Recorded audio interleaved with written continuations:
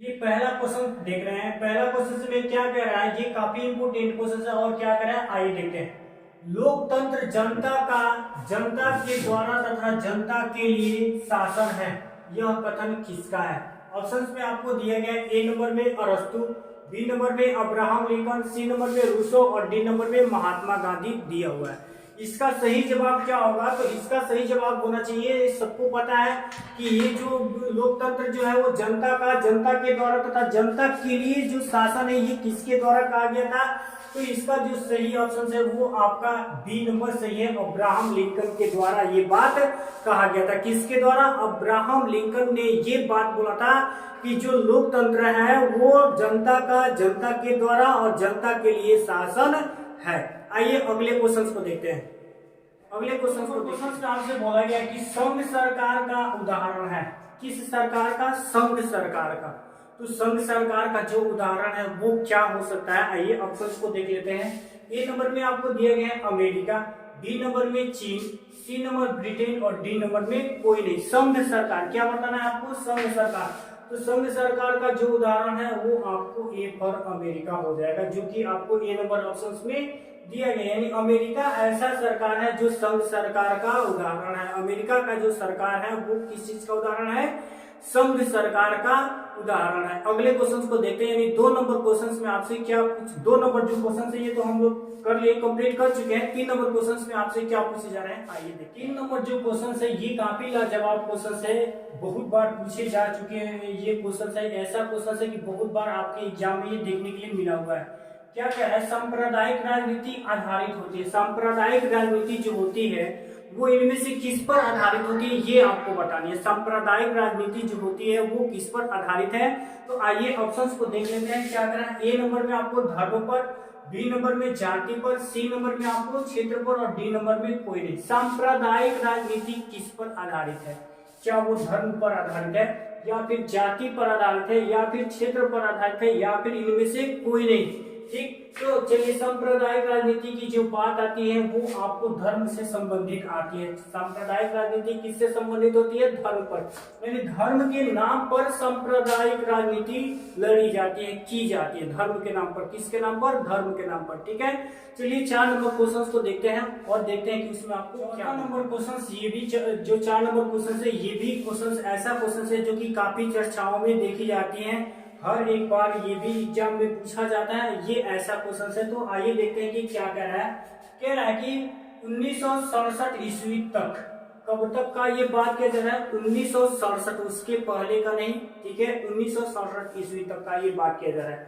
1967 ईस्वी तक भारतीय राजनीति में, किसमें? भारतीय राजनीति में निम्नलिखित में वर्चस्व रहा। यानी किसका वर्चस्व रहा 1967 तक, है ना? उसके बाद से क्या होता रहा ये सबको पता है। आइए देखते हैं। ए नंबर में आपको मिला है सवर्ण, बी नंबर में निम्न जाति, सी नंबर में अनुसूचित जाति और डी नंबर में कोई नहीं। यानी आपको क्या बताना है कि सन 1967 ईस्वी तक भारतीय राजनीति में निम्नलिखित में वर्चस्व रहा। यानी किसका वर्चस्व रहा ये आपको बताना है।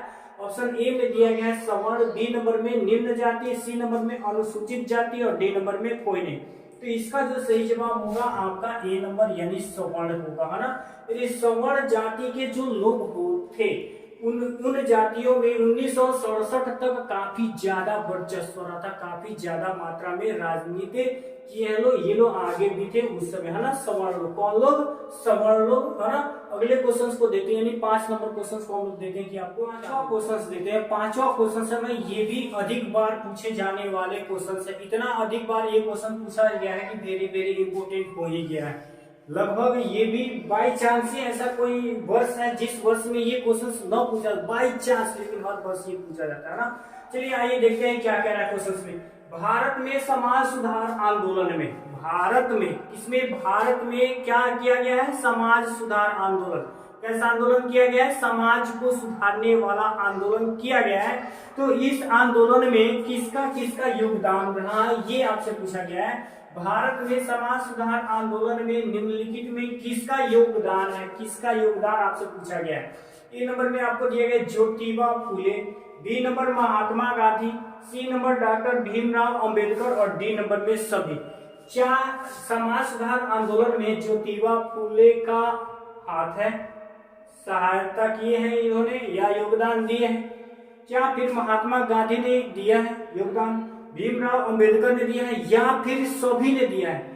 सिर्फ एक आदमी ही ऐसा है कि समाज सुधार आंदोलन में भाग लिया है, योगदान दिया है, या फिर ये तीनों महान आदमी हैं, ज्योतिबा फुले, महात्मा गांधी, डॉक्टर भीमराव अंबेडकर? ये आपको बताना है कि समाज सुधार भारत में समाज सुधार जो है वो आंदोलन जो किया गया था उसमें किन किन का योगदान है, ज्योतिबा फुले, महात्मा गांधी, भीमराव अंबेडकर या फिर सभी? तो जहां तक इसका जवाब होना चाहिए कि एक आदमी से तो ये सारा काम हो सकता है नहीं, समाज सुधारने की जो बात है वो एक आदमी से हो सकता है नहीं, तो ये सभी यानी डी नंबर आपका सही होगा। यानी ज्योतिबा फुले भी योगदान दिए हैं, महात्मा गांधी भी योगदान दिए हैं और डॉक्टर भीमराव अंबेडकर, यानी ये सभी लोग और भी बहुत सारे लोग हैं जो समाज को सुधारने के लिए आंदोलन जो किया गया था उसमें भाग लिए थे और अपना अपना जो भी योगदान है वो दिए थे। लेकिन यहाँ पे जो ऑप्शंस की बात करते हैं, ऑप्शंस में जिनका नाम दिया है यानी इनमें से आपका सभी आंसर सही होगा, है ना। आइए हम लोग 6 नंबर क्वेश्चन को देखते हैं कि 6 नंबर क्वेश्चन में आपको क्या देखते हैं। ये भी काफी इंपोर्टेंट क्वेश्चन है और क्या कह रहा है कि सामाजिक विभाजन की निम्नलिखित में कौन सी अभिव्यक्तियां हैं? सामाजिक विभाजन क्या कह रहा है? सामाजिक और विभाजन, सामाजिक विभाजन के निम्नलिखित में से कौन सी ऐसी है जो अभिव्यक्तियां हैं यानी कमियां हैं? आइए देखते हैं। क्या ये जाति पर होती है, धर्म पर होती है, लिंग पर या फिर सभी पर? सामाजिक अभिव्यक्तियां जो होती है वो किस पर निर्भर है? जाति, धर्म, लिंग या फिर सभी? ठीक, ये आसान क्वेश्चन से, काफी आसान क्वेश्चन से। अभी तक आप लोग इसका आंसर जो है समझ गए होंगे कि इसका आंसर क्या होने वाला है। सामाजिक विभाजन की जो अभिव्यक्तियां होंगी वो क्या होंगी? आपका सभी, यानी वो जाति भी है, धर्म भी है और लिंग है, यानी ये तीनों है, तीनों इसमें शामिल है। सामाजिक विभाजन की जो अभिव्यक्तियां हैं वो इनमें ये तीनों शामिल है, इसलिए आपका जो सही आंसर होगा वो कहाँ चला जाएगा? डी पर चला जाएगा, है ना। चलिए 6 क्वेश्चन हम लोग कंप्लीट कर चुके हैं। 7वें क्वेश्चन को देखना चाहेंगे कि 7 नंबर क्वेश्चन में आपको क्वेश्चन, ये भी लाजवाब क्वेश्चन है जी। आप देख सकते हैं कि कितना लाजवाब क्वेश्चन है, कैसे है। आइए चलिए देखते हैं कि इसका जो इसमें क्वेश्चन में कह रहा है वो क्या कह रहा है और इसका आंसर क्या होगा। वर्ण व्यवस्था का व्यवस्थित स्वरूप है। वर्ण व्यवस्था यानी जाति व्यवस्था, वर्ण व्यवस्था यानी जाति व्यवस्था का जो स्वरूप है वो किस प्रकार है ये आपको बताना है। ब्राह्मण सिर्फ ब्राह्मण है, क्षत्रिय क्या वो सिर्फ क्षत्रिय है या फिर वैश्य है?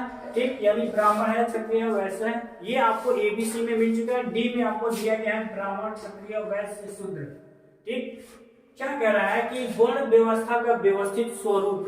ठीक, तो वर्ण व्यवस्था का व्यवस्थित स्वरूप सिर्फ ब्राह्मण है, ए नंबर में। बी नंबर में सिर्फ क्षत्रिय है, सी नंबर में सिर्फ वैश्य है, डी नंबर में आपको दिया गया है ब्राह्मण, क्षत्रिय, वैश्य, शूद्र। ठीक, और इसका जो सही जवाब होगा आपका डी नंबर सही जवाब होगा, यानी इसमें ये सभी शामिल आ जाएंगे, हो जाएंगे, है ना। यानी ब्राह्मण, क्षत्रिय, वैश्य, शूद्र जो है यही वर्ण व्यवस्था है भारत का, ना। ब्राह्मण, क्षत्रिय, वैश्य, शूद्र। चलिए अगले क्वेश्चन से 8 नंबर क्वेश्चन में आपसे बोला गया कि 1961 कब 1961 की ये बात है और उस समय क्या पूछ रहे हैं आपसे कि 1961 ईस्वी में मुंबई में मराठियों की संख्या थी। 1961 ईस्वी में मुंबई में मराठियों की जो संख्या थी वो कितनी थी ये आपको बतानी है। ए नंबर में आपको दिया गया है 34%, बी नंबर में 38%, सी नंबर में 42% और डी नंबर में आपको दिया गया है 48%। मुंबई में 1961 ईस्वी में मराठियों की जो संख्या थी वो कितनी प्रतिशत थी ये आपको बताना है। A number 34%, B number 38%, C number 42% और डी नंबर 48%। तो इसका जो सही जवाब होने वाला है वो आपको ए में चला जाएगा, है ना, यानी 34%। 1961 ईस्वी में मुंबई में जो मराठियों की संख्या थी वो कितनी थी? 34% थी। आइए हम लोग 9 नंबर क्वेश्चन में कर रहे हैं। ये भी काफी इंपोर्टेंट क्वेश्चन है और क्या कर रहा है आइए देखते हैं। जाति व्यवस्था को निम्नलिखित में से किसने कमजोर किया है? देखिए ध्यान से देखिएगा क्वेश्चन को, काफी इंपोर्टेंट क्वेश्चन है। ये कह रहा है कि जाति व्यवस्था को निम्नलिखित में किसने कमजोर किया है? जाति व्यवस्था को कमजोर किया गया है और किसके द्वारा कमजोर हुआ है ये आइए ऑप्शंस को देखते हैं। ए नंबर में दिया गया है आर्थिक विकास, बी नंबर में शिक्षा में वृद्धि और सी नंबर में शहरीकरण और डी नंबर में सभी। आर्थिक विकास को कमजोर करने वाला इसमें से कौन सा ऐसा कारक है जो आर्थिक व्यवस्था को कमजोर किया हुआ है? जी आर्थिक विकास, ए नंबर में, बी नंबर में शिक्षा में वृद्धि, सी नंबर में शहरीकरण और डी नंबर में सभी। तो आर्थिक व्यवस्था का जो कमजोर करने की बात है वो आपको सभी हो जाएगा, ठीक है, यानी डी नंबर। यानी आर्थिक विकास भी किया हुआ है, शिक्षा में वृद्धि भी हुई है और शहरीकरण, ये सभी के कारण क्या हो चुका है, जाति व्यवस्था जो है वो क्या हो चुका है, कमजोर हो चुका है। आइए 10 नंबर क्वेश्चन को देखते हैं कि उस क्वेश्चन को देखते हैं, ये भी काफी इंपोर्टेंट क्वेश्चन है और क्यों है आइए देखते हैं। कह रहा है कि भारत में कृषि क्षेत्र में, भारत में किस क्षेत्र की बात की जा रही है, कृषि क्षेत्र की यहाँ पे बात की जा रही है और वो भी महिलाओं के बारे में, है ना। यदि भारत में कृषि क्षेत्र में महिलाओं की कुल भागीदारी कितनी है ये आपको बतानी है। भारत में जो कृषि की जाती है उसमें जो महिलाएं अपना योगदान देती है वो कितना प्रतिशत ऐसी महिलाएं हैं जो योगदान देती हैं, आइए देखते हैं। ए नंबर में 40%, बी नंबर में 30%, सी नंबर में 50% और डी नंबर में 60%, ठीक है। क्या कह रहा है, ए नंबर में 40%, बी नंबर में 30 और सी नंबर में 50 और डी नंबर में 60%। कितने प्रतिशत ऐसी महिलाएं हैं जो भारत में कृषि क्षेत्र में अपने योगदान को देती हैं? तो ये आपका सही जवाब हो जाएगा ए नंबर, यानी 40%। 40% ऐसी महिलाएं हैं जो भारत में जो कृषि की जाती है उसमें अपना योगदान देती है, ठीक है। ये 10 क्वेश्चंस आपको कैसे लगे कमेंट बॉक्स में जरूर बताइएगा। हर एक सब्जेक्ट से आपको क्वेश्चंस जरूर मिलेंगे। आज के लिए इतना ही, जय हिंद।